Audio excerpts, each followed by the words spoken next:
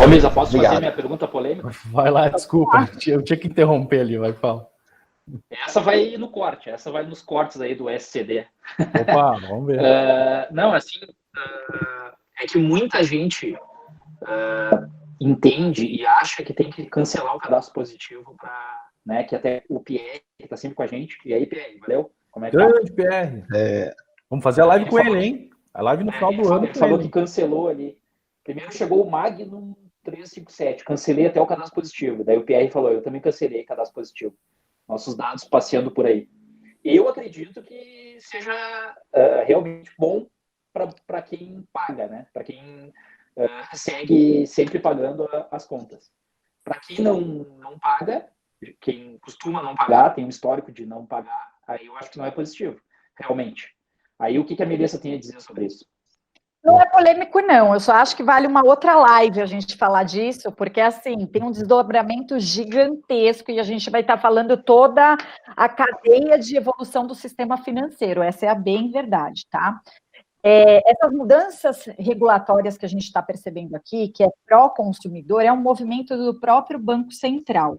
Por quê? Porque o próprio Banco Central quer abrir mercado, se coloca e se posiciona como pró-consumidor, né? Pró-consumidor em que sentido? Ele quer gerar competição, gerando competição, as pessoas vão ter uma solução muito mais eficiente e o consumidor se beneficia, né? O custo vai baixar, então a gente percebe esse movimento.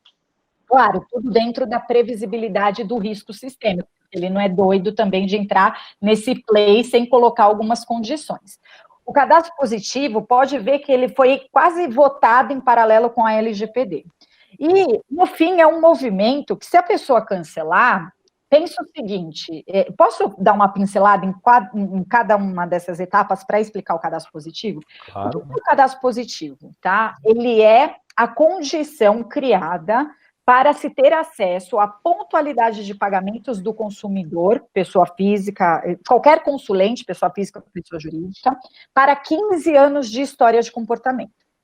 O objetivo por trás era, vou ter acesso àquela movimentação de pessoas invisíveis, que tem uma conta de consumo, porque o cadastro positivo ele é em cima de conta de consumo, já está tendo negociação, desdobramento para ir para crédito, varejo e etc., né, mercado financeiro, o que acaba tendo atrito com o próprio Open Banking, então, enfim.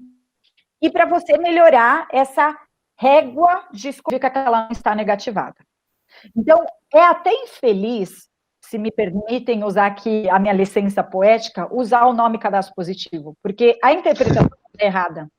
As pessoas acham o quê? Estou cadastrado no positivo, estou ótimo, estou positivado. Não.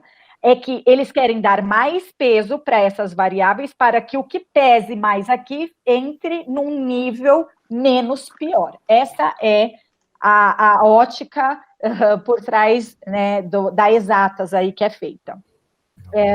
Você vai receber esses dados, tem que seguir todos os requisitos técnicos para você se tornar um GBD. Então, o cadastro positivo ele existe dentro de uma figura denominada gestor de banco de dados, que não tem a ver com birô de crédito. Lembra que eu expliquei o que é uma empresa de proteção ao crédito? Então, é natural que sejam atividades complementares.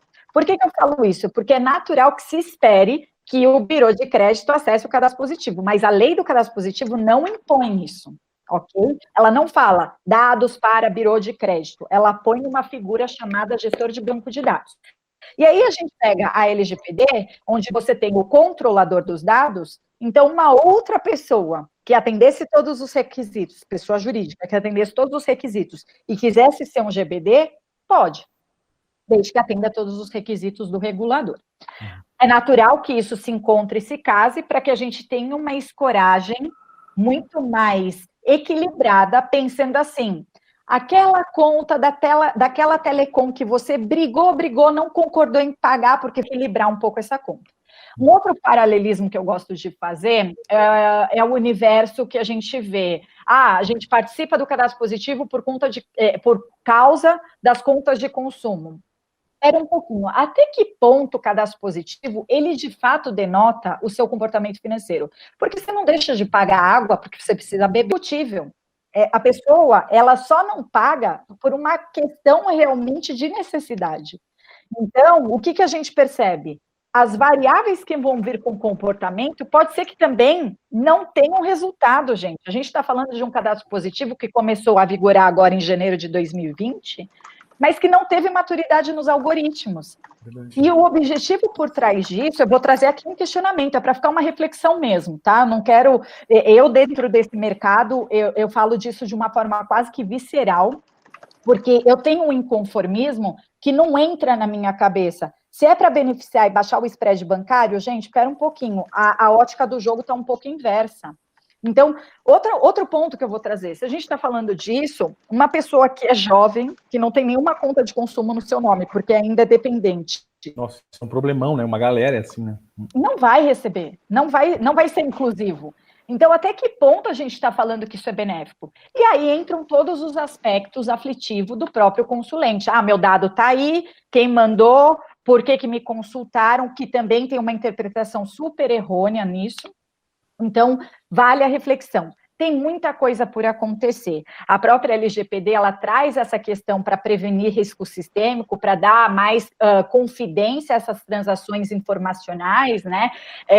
Mas a gente vê um movimento paralelo que é o Open Banking, que é o Sandbox, que a gente vai ver no Open Finance, e que lá no fim do dia, quando a gente pensa entre titularidade do dado e a propriedade do dado, começa a ter outro paradigma. Então, assim, vamos lá, se eu quero um benefício e eu quero um desconto, você dá até o CPF na farmácia, você fala até que convênio você tem, porque, opa, é a permuta que eu estou fazendo para ter 30% nesse remédio que já é caro. E aí a gente vai entrar naquela discussão do sexo dos anjos, do ovo e da galinha. O remédio é caro para poder dar desconto e ter o dado, ou o que está errado na matemática macroeconômica? E entre esses aspectos, até onde, porque a gente vem de uma cultura, eu tomei aqui, dominei a fala, né? Cara, eu tô refletindo muito, porque a gente entrega os dados de graça, meio de bandeja, né? Tipo, me dá R$10 de desconto. Tá, beleza, pega meus dados. A gente faz isso, é um reflexo, né? E a gente não tem essa cultura, né, de ética, do uso ético dos dados, diferente da Europa, que ninguém nem cogita. E aí a gente vê como o próprio, a regra do jogo é contra nós. Você tem a nota fiscal paulista, aí você dá a nota fiscal paulista e fala, qual é o seu CPF? Você quer voltar o imposto? Claro, mas o imposto já não deveria ter voltado, sabe? Então, é automático, né? Então é uma reflexão que dá um grande desdobramento. Quando eu falo de titular, isso tudo desde que feito de forma segura.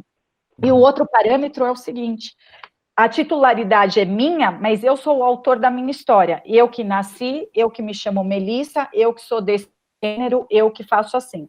Mas a biografia não necessariamente é minha. Aí é quando eu falo de propriedade. Então, eu posso escrever a história do Ayrton Senna, eu sou o direito autoral por trás daquela obra, mas quem é o titular de todos aqueles fatos é o próprio Ayrton Senna. Então, as pessoas têm que entender que um birô de crédito, uma empresa de proteção ao crédito, ou um gestor que seja oficial para isso, ele é o proprietário do dado. Mas é por isso que existe essa simbiose agora de relacionamento, para que o titular consiga chegar nele, nesse agente, e atualizar o que for mais correto, mais atual, enfim, todas essas.